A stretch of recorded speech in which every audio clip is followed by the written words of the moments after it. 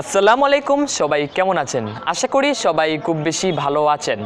শীতকালের খুবই একটি জনপ্রিয় গাছ কসমস ফুল গাছ। আমরা অনেকেই বাগানে এই কসমস ফুল গাছ লাগিয়ে থাকি, কিন্তু দেখা যায় আমরা নার্সারিতে যেরকমভাবে ফুল দেখি বা অন্যদের বাগানে যেভাবে ফুল দেখি, আমাদের গাছে এরকম ফুল হয় না।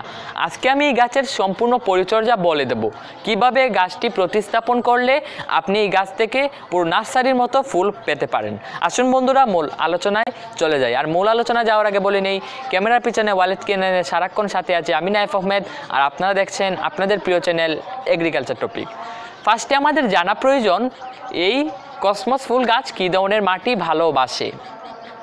আমি সব ভিডিওতেই বলি শীতকালীন গাছ বেশি পানি ভালোবাসে না, তাই এমন মাটি আমাদের তৈরি করতে হবে যে মাটিতে কাদার পরিমাণ থাকবেই না বললে চলে। 2 ভাগ দোআঁশ মাটি এবং এটার সাথে 1 ভাগ ভার্মি কম্পোস্ট মিশিয়ে আমরা মাটিটি তৈরি করব। এবার আসি যারা দোআঁশ মাটিটি পাবো না তারা কি করব। তারা হাতের কাছে যে মাটিতে কাদার পরিমাণ কম এই মাটিটি 2 ভাগ নেবেন এবং এটার সাথে 1 ভাগ ভার্মি কম্পোস্ট বা 1 বছরের পচানো গোবর সার যেটা পান এটা 1 ভাগ মিশিয়ে নেবেন। গাছটা প্রতিস্থাপন করলাম।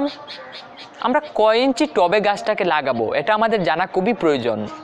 আমরা 6 ইঞ্চি থেকে একদম 10 ইঞ্চি পর্যন্ত যে কোনো টবে গাছটাকে লাগাতে পারি। আপনি যে কোনো গাছে মাটিটা যদি ভালোভাবে তৈরি করেন তাহলে এই গাছ 6 ইঞ্চি টবেও ভালো হবে। টব গেল, প্রতিস্থাপন গেল, মাটি গেল। এবার আসি গাছটা প্রতিস্থাপন করে কোথায় রাখবো। কসমস ফুল থেকে আমরা প্রচুর ফুল পাই, তাই যেখানে 4 থেকে 5 ঘন্টা রোদ লাগে, যে জায়গায় 4 থেকে 5 ঘন্টা রোদ লাগে এই জায়গায় গাছটাকে রাখতে হবে। বারান্দায় হয় গাছটা, কিন্তু বারান্দায় যদি আপনার 2 থেকে 3 ঘন্টা রোদ লাগে তেমন ভালো হবে না। 5 থেকে 6 ঘন্টা সানলাইটে গাছটি থাকতে হবে। এক কথায় আমি বলি 5 থেকে 6 ঘন্টা একদম পুরো রোদে থাকতে হবে, এটার কোনো মানে নেই। এক কথায় 5 থেকে 6 ঘন্টা যেখানে সম্পূর্ণ আলো আসে, সূর্যের আলোটা এসে ঢুকে এই জায়গায় রাখলেই গাছটি চলবে। এবার গেল কোথায় রাখতে হবে। এবার আসি কখন পানি দেব। গাছটিতে আমরা খুব বুঝে শুনে পানি দেব, যেহেতু এটা একটি শীতকালীন গাছ। শীতকালীন গাছে কিন্তু পানি খুব কম প্রয়োজন হয়। পুরো শীতে আমরা পানি একদম বুঝে শুনে দেব। যখন মাটি শুকিয়ে যাবে তখন পানি দেব, এছাড়া এই গাছে পানি দেব না। এবার আসি গাছটাতে আমরা কি খাবার দেব। গাছটা এখন আমরা প্রতিস্থাপন করেছি। আগামী 20 দিন পর 20 দিন পর আমরা এই গাছে সার দেব হলো খৈল পচা সার। খৈল পচা সারটা কি ছোটো করে বলে নিই। আপনি বাজার থেকে খৈল কিনে এনে হাফ কেজি খৈলকে 2 লিটার পানিতে 5-6 দিন ভিজিয়ে রাখবেন, তারপর ছেঁকে শুধু পানিটা গাছের গোড়ায় 20 দিন অন্তর অন্তর দিবেন। ইনশাল্লাহ 1 মাস পর এই ভিডিওর এপিসোড 2 বানানোর চেষ্টা করব। এবার আসি আমরা এই গাছটার কি রোগবালাই হয়। এই গাছটা সাধারণত 2টি রোগবালাই হতে আমরা দেখেছি। একটি হলো গাছের গোড়াটা পচে যায়, আর একটি হলো গাছে প্রচুর সাদামাছি বা আপনার মিলিবাগে আক্রান্ত হয়। এটা হলে কি করবেন।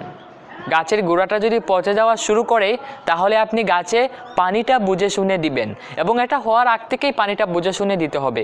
যদি গাছের গোড়ায় পানি জমে থাকে তাহলে কিন্তু গাছের এই রোগটা হবে এবং শেষমেশ গাছটা মারাও যেতে পারে। এবার 2 নম্বর রোগের ওষুধটা খুবই সিম্পল, আর এর আগে একটি টিপস আমি দিয়ে নিই। যদি 2 নম্বর রোগটা হয় সাদামাছি বা মিলিবাগ যদি গাছটাকে আক্রান্ত করে তাহলে গাছের গোড়ায় একটি গাঁদা গাছ রেখে দিবেন, তাহলে আস্তে আস্তে দেখবেন এই রোগটা চলে গেছে। অনেকে বলতে পারেন কেন, গাঁদার যে গ্রানটা এই পোকামাকড় এটা সহ্য করতে পারে না। বর্তমানে এই প্রক্রিয়াটা অনেকেই করছে। দেখা যায় যে কয়েকটি গাছের মধ্য জায়গায় একটি গাঁদা গাছ রেখে দেয়, এতে অন্য গাছগুলোতে কোনো পোকামাকড় আসে না। আশা করি বুঝতে পেরেছেন। আর যদি এটা না করতে পারেন, এটা করতে পারবেন, আমি জানি সবাই করতে পারবেন। যদি না করতে পারেন তাহলে 1 লিটার পানিতে আধা চামচ সাবানের গুঁড়ো মিশিয়ে আপনি 3 দিন স্প্রে করবেন, আশা করি ভালো হয়ে যাবে। যদি তারপরও ভালো না হয় তাহলে আপনি সরাসরি আমাদের পেজে এবং আমাদের ইনস্টাগ্রামে নক করতে পারেন। ডিসক্রিপশন বক্সে লিঙ্ক দিয়ে রেখেছি, যে কোনো প্রশ্ন আপনি করতে পারেন। এবং ভিডিওর শেষে একটি কথা বলতে চাই, আপনি যে কোনো ধরনের প্রশ্ন আমাকে করতে পারেন। আমি ছোট ছোট ভিডিও আকারে আপনাদের উত্তর দেওয়ার চেষ্টা করব। আমি নতুন একটি সিরিজ চালু করতে যাচ্ছি, এটার নাম দেব প্রশ্ন করবেন আপনারা, উত্তর দেব আমি। এই সিরিজে আপনারা আমাকে ইনস্টাগ্রামে, ফেসবুক পেজে এবং এই ইউটিউবের কমেন্ট বক্সে যে কোনো জায়গায় প্রশ্ন করতে পারেন, আমি উত্তর দেওয়ার চেষ্টা করব। আজকের মতো এখানেই বিদায় নিচ্ছি। ভালো থাকুন, সুস্থ থাকুন, আল্লাহ হাফেজ।